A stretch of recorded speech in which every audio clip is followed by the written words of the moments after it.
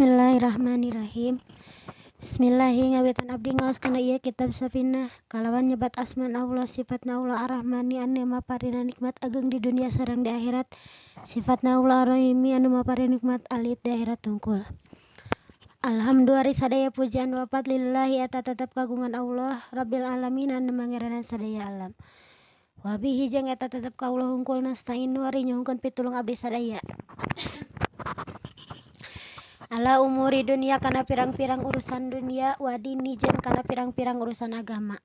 Wassalam sareng moga-moga maparean rahmat saha Allah Gusti Allah wassalamu sareng moga-moga maparean kasalamatan ala syahidina kadunungan orang sadayana Muhammadin nyatana Kanjeng Nabi Muhammad tamin nabiyina anu jadi panutup sakabeh nabi wa alihi jeung ka keluargina Kanjeng Nabi wa sahbihi jeung ka sahabatna Kanjeng Nabi azmaina tegasna kasadayana.